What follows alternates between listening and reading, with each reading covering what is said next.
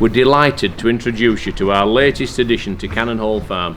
It's a beautiful Shire foal. He's having his lunch. He's doing tremendously well. We want to tell you a little bit about the evening he was born. I was sat having my tea, watching the telly. Mum texts me. She says, have you been watching Shire on CCTV? I says, no, I'm just having my tea. She says, I think it's giving birth. Have a look. So I flicked my phone on, had a look. As soon as I turned it on, a water's exploded, and I thought, oh heck. So I put my tea down. I rung David. We jumped in the Land Rover, and we came up, but we didn't disturb her. We sort of waited just up there, didn't we, Dave? It was like a scene out of Skarsky and Hutch, right? You were watching. We're watching everything on your phone. Yeah.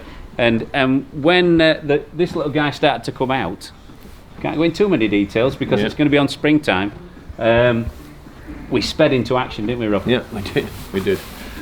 What we did, as soon as the majority of him was out there, we came down and we could see that the membrane was stuck over his face. It's quite a thick, strong membrane. Yeah. It would have suffocated him in time. So what we did, David scooted in like a ninja, like Will-o'-the-Wisp. He was like a sea fog that disappeared all of a sudden. And I went in low, so the mum didn't see me. Yeah. I broke the film. The membrane. His little head popped up and he looked at me straight away. Did he say anything? I just went, all right, Dave, how you doing? Yeah. Right?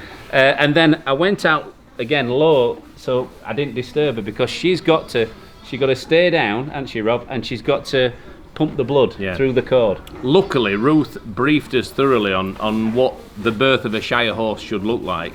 And one of the things that they always do is use the thick umbilical cord to transfer blood from the mare to the foal to make sure that it's got all the blood it needs in its body. So we knew we had to leave her nice and quiet. She laid there motionless for 10 minutes. We were starting to get a little bit worried, but what we did eventually, she turned round, he was talking to her, she responded, she eventually stood up, and it went amazingly well. Yeah. So we can't really go into too many details because it's going to be on springtime.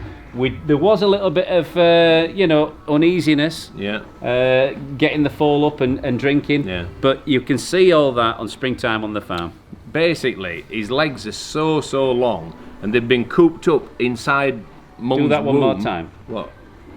Cooped up for so long inside mum's womb that he was like a drunken man to start with. He couldn't quite get his coordination. He was like me on a Friday night. Yeah. No, I'm not kidding. Yeah.